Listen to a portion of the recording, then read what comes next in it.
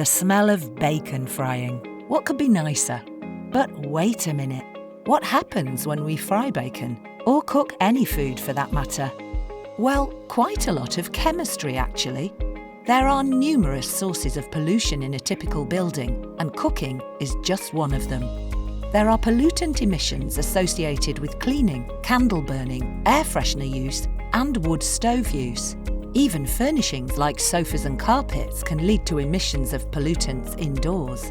Scientists are starting to understand what leads to high concentrations of different pollutants indoors, and more importantly, what we can do about it.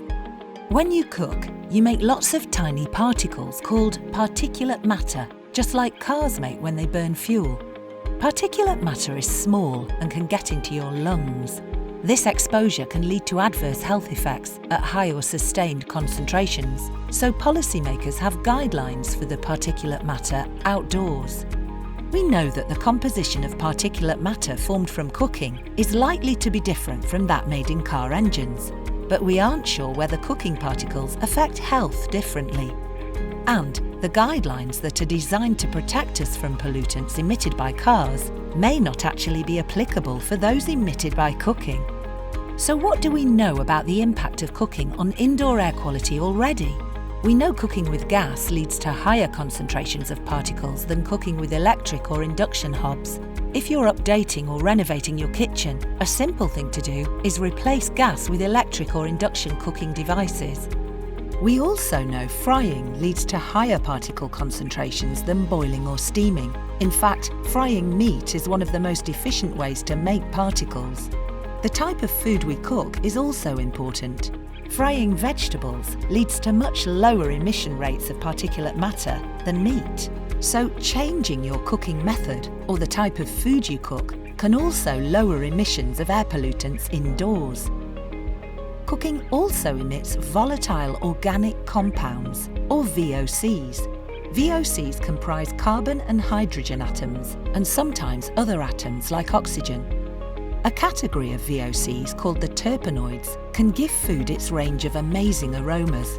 Limonene and citral provide the characteristic smell in lemons, whilst menthol will be familiar to anyone using mint leaves. However, terpenoids are very reactive indoors and once released, can undergo a series of reactions to form more harmful VOCs like formaldehyde, as well as particulate matter. We're studying these processes in our IMPeCCABLE study at the University of York in the UK, which aims to look at the impacts of cooking and cleaning on indoor air quality towards healthy buildings for the future.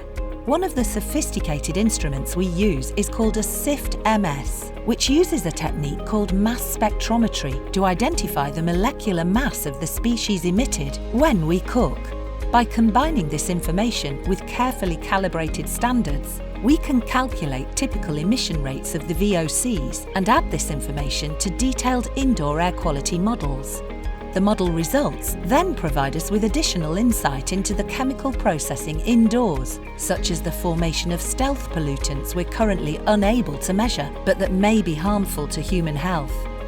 We've started to look at what happens with emissions of gases and particulate matter from heating different oils, different spices, and cooking different meals. We see VOC emissions as soon as we heat a pan of oil, but these increase dramatically upon adding herbs or spices. We noticed when we added a tin of tomatoes to a beef chili, the emissions decreased significantly as the tomatoes lowered the temperature and dampened the impact of frying meat. So what can you do to minimise your exposure to pollutants from cooking? Ventilate. Always use the extractor fan when cooking. Make sure it vents to outdoors, not into the kitchen. This will also remove moisture, such as from boiling. If you don't have an extractor fan, opening a window for 10 minutes after cooking should be sufficient to remove pollutants. Use the back rings on your hob rather than the front. The extractor fan works more efficiently with these. Switch to electric or induction cooking devices where possible. Steam or boil rather than fry. Limit high polluting activities like frying meat. Nobody's saying don't have that bacon butty, but if you do, make sure you ventilate the kitchen and reduce your exposure to the generated pollutants by as much as you can.